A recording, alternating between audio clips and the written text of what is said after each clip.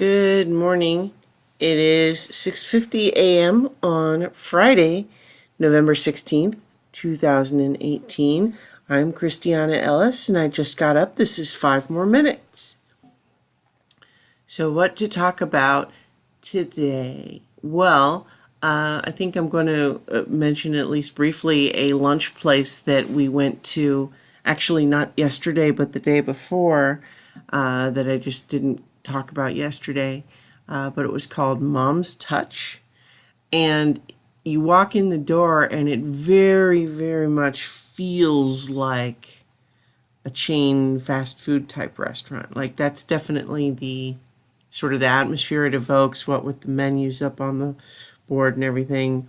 But it's primarily chicken based, like chicken sandwiches and fried chicken. But the thing is, it's not fast food the way we would think of a McDonald's because they actually make it right there on the spot when you order. It's made to order and not fast food style, which does mean that it takes a while to get your food compared to fast food, of course.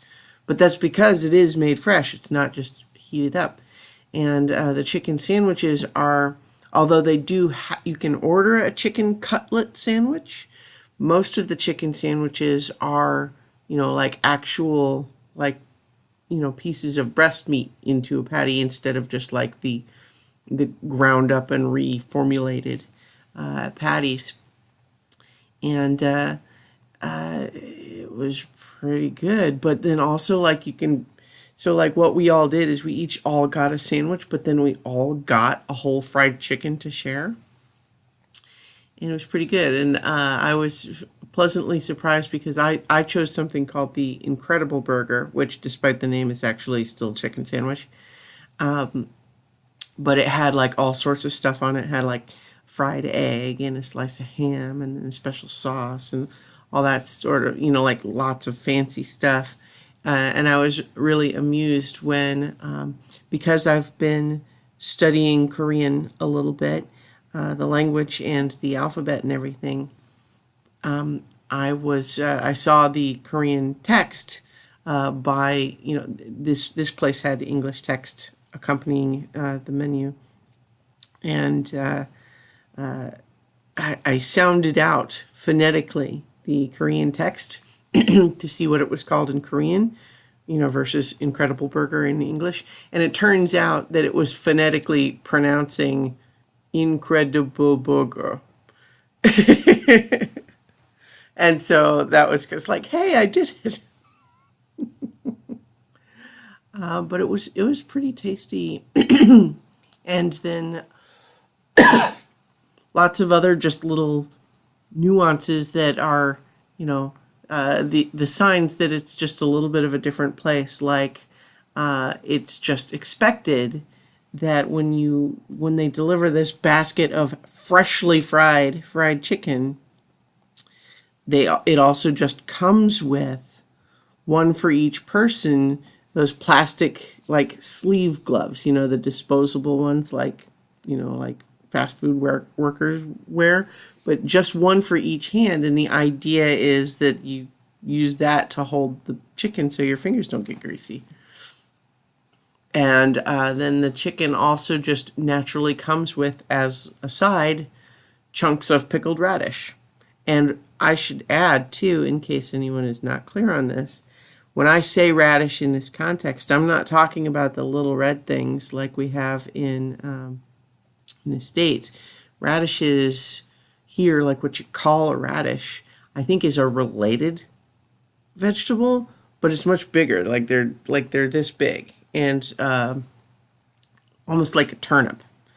But big and long and very common food out here.